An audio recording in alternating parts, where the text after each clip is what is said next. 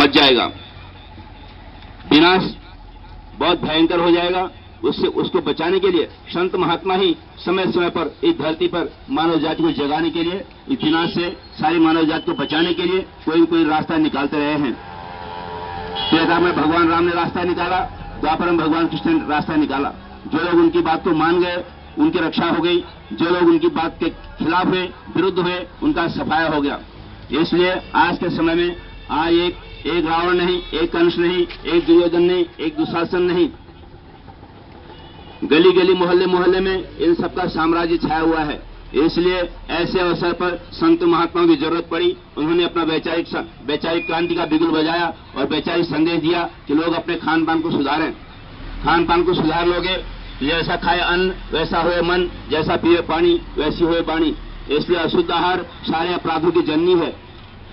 इसलिए आप सबसे विनती प्रार्थना की जा रही है कि आप सबसे पहले अपने मनुष्य भी मंदिर को शुद्ध और साफ रखें, उसको गंदा मत करें। ये भगवान का बनाया मंदिर है, ये जिस्मानी मस्जिद इसको मुसलमान भाई कहते हैं। इसको नापाक करोगे तो खुदा सख्त सजा दे देगा, वो भगवान कठोर दंड दे देगा।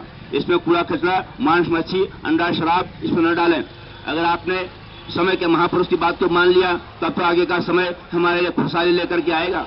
लेकिन अगर हम इसी संदेश को हमने नकार दिया या एक कान से सुना दूसरे कान से निकाल दिया या इसको खेल खिलवाड़ समझ लिया, मस्ती मजाक समझ लिया, मनोरंजन का साधन समझ लिया, तो फिर आप जानो आपका काम जाने, इसकी हमको भयंकर कीमत चुकानी पड़ेगी। समय के महापुरुष की जो बात नहीं मानता है, जमाना उसकी बहुत कीमत चुकाता है और सारी दुनिया विनाश के मुंह में चली जाएगी, अकाल मौत की नींद सो जाएगी। इसलिए अकाल मृत्यु क्यों बुलाते हो?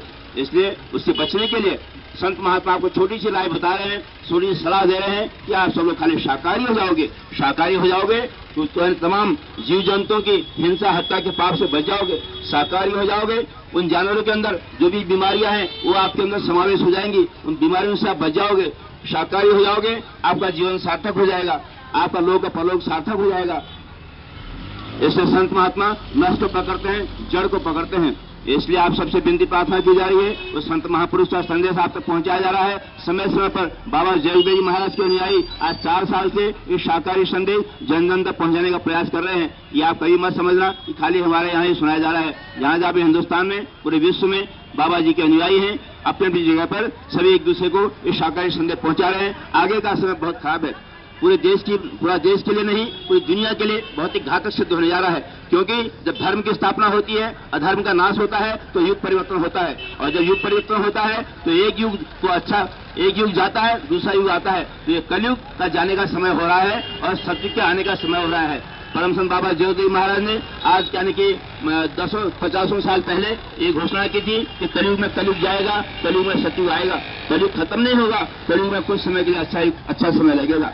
लेकिन उस सत्य को लाने के लिए, उस सत्य को पाने के लिए, उस सत्य के माहौल में जीने के लिए हमको अपने आप को सत्युगी आचरण हमको अपनाना पड़ेगा। अगर हमने सत्युगी आचरण नहीं अपनाया तो कलयुग हमें अपने साथ में लेके चला जाएगा। जितने भी हमने कलयुग के हिसाब से झूठ बोला, धोखा दिया, बेईमानी की, झूठ छल कपट बेईमानी और क्या कहते हैं घूस रिश्वत यानी अंडा मांस मच्छी दारू शराब का सेवन किया, जीव जंतु को मारा काटा सताया, इन सब की कीमत इंसान को अब चुकानी पड़ेगी। इसलिए उस सजा से बचने के लिए संत महात्मा सारी मानव जाति के ऊपर अति दया करके ये रास्ता निकाल रहे हैं कि अगर आप मेरी बात को मान लोगे, शाकाहारी हो जाओगे, हिंदू या मुसलमान, सिख या ईसाई, ब्राह्मण या हरिजन, सबको अगर शाकाहारी हो जाओगे तो आपके जीवन की रक्षा हो जाएगी। लेकिन अगर आपने इसी शाकाहारी संदेश को, इसी शाकाहारी पैगाम को अगर आपने नकार दिया, हंसिया खिलवाड़ समझ लिया, तो फिर आप जानो आपका काम जाने। आप फिर ये नहीं कह सकते भारत जैसे धर्म भूमि पे कोई भी संत महात्मा नहीं थे, वरना हम भी शाकाहारी हो गए होते, अपने बचाने का रास्ता ले लिए होते। इसलिए समय समय पर संतों की बात को किसी ने माना नहीं। अगर हम भगवान राम को मानने वाले होते, भगवान कृष्ण को मानने वाले होते, भगवान बुद्ध को मानने वाले होते, भगवान महावीर स्वामी को मानने वाले होते, गुरु रविदास जी महाराज, नामदेव जी महाराज, तुकाराम जी महाराज, ज्ञानेश्वर जी महाराज और नानक देव जी महाराज और मोहम्मद साहब, ईसा मसीह, इन सबको अगर हम किसी को भी मानते तो हम सब लोग शुद्ध शाकाहारी होते, रूहों पर रहम करते, जीव पर दया करते, किसी को मारते नहीं, किसी को काटते नहीं, किसी को सताते नहीं, उनके मुर्दे मांस का आहार नहीं करते। अरे ये मनुष्य चोला है, ये भगवान का बनाया मंदिर है, एक जिस्मानी मस्जिद है, उसको नापाक क्यों करते हो? मंदिर, मस्जिद, चर्च, गुरुद्वारे में या देवस्थान में कोई भी मांस, मच्छी, अंडा, दारू, शराब लेकर के नहीं जाता, क्योंकि आप ये मानते हैं कि भगवान का घर है, ये खुदा का घर है, इसमें गंदी चीजों से परहेज है। तो जब अपने बनाए हुए मंदिर मस्जिद में आप इतनी सफाई बरतते हो, पूरे यानी अशुद्धता का ध्यान रखते हो, तो ये शरीर तो उस भगवान ने बनाया, ये शरीर तो खुदा ने बनाया, तो उसमें आप अंडा, मांस, मच्छी, दारू, शराब डालने का हक और अधिकार आपको किसने दिया? इसलिए आप सबसे विनती की जा रही है, सचेत हो जाइए, सावधान हो जाइए। हम तो आपसे विनती कर सकते हैं, प्रार्थना कर सकते हैं, आपके वो जोर जबरदस्ती नहीं कर सकते। मानो न मानो, आप जाने, आपका काम जाने, लेकिन आप कल को ये नहीं कहोगे कि आप हमारे पड़ोस में थे, आपको हमने बताया क्यों नहीं। और वो विनाश बहुत करीब है, विनाश बहुत करीब है, एक झटके में कुछ का कुछ हो सकता है। आप देख रहे हो, कुदरत तैयार खड़ी है, कुदरत की तबाही चारों ओर मची हुई है, पूरे हिंदुस्तान में नहीं, पूरी दुनिया में। समय समय पर पूरी दुनिया में भूकंप के झटके, समय समय पर अग्नि का प्रकोप, यानी दुकानों में आग, गोदामों में आग, गाड़ियों में आग, कल कारखानों में आग, फैक्ट्रियों में आग, ये चारों तरफ आगजनी का माहौल, ये कुदरत का संकेत है। इसलिए आप सबसे विनती की जा रही है कि कुदरत के कुछ कहर से बचो। अभी तो कुछ भी नहीं, ये जो कुदरत का जो तमाचा जो दिखाई दे रहा है, कुदरत का जो ट्रेलर दिखाई दे रहा है, तो अभी ट्रेलर दिखाई दे रहा है, आगे जब कुदरत का तमाचा लगेगा, यानी 1 नहीं, 2 नहीं, लाख नहीं, 50,000 नहीं, उस महापुरुष ने कहा है 20 करोड़ों का सफाया एक झटके में हो जाएगा, 20 करोड़ों का सफाया एक झटके में हो जाएगा। तो आप समझ सकते हैं कि कितनी बड़ी तबाही हमारे आपके सामने आने वाली है। कैसे हम उससे बचेंगे? बचने का रास्ता ले लीजिए, शाकाहारी हो जाइए, अशुद्ध आहार से मुक्त हो जाइए। दूसरा, पूरे हिंदुस्तान में गौ माता की रक्षा कीजिए। पूरे हिंदुस्तान में गौ माता की जान बचाइए। उसकी जान बचाने के लिए उसके लिए छोटा सा कानून बनाइए कि गाय को राष्ट्रीय पशु घोषित किया जाए।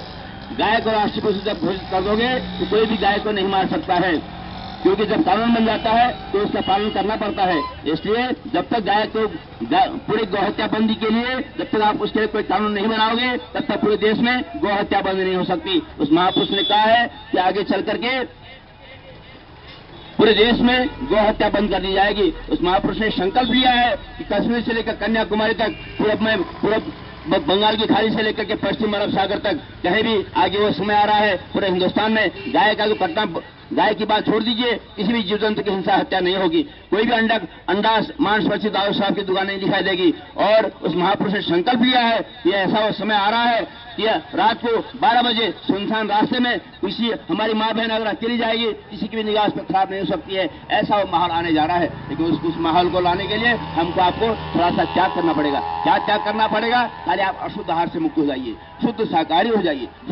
जैसा खाए अन्न वैसा हुए मन, जैसा पिए पानी वैसी हुए वाणी। ये संत महापुरुष का संकल्प है। उस महापुरुष के संकल्प के साथ जुड़ जाइए। उस महान संत ने संपूर्ण देशवासियों से और जनता के प्रतिनिधियों से, चाहे वो छोटे तबके का हो, चाहे बड़े तबके का हो, चाहे सांसद हो, विधायक हो, माननीय प्रधानमंत्री हो, चाहे राष्ट्रपति महोदय हो, सबसे यानी हजारों लाखों की तादाद में अर्जी चली गई है कि गाय को राष्ट्रीय पशु घोषित कर दीजिए, तभी आप पूरे देश में गौ हत्या बंद करा सकते हो।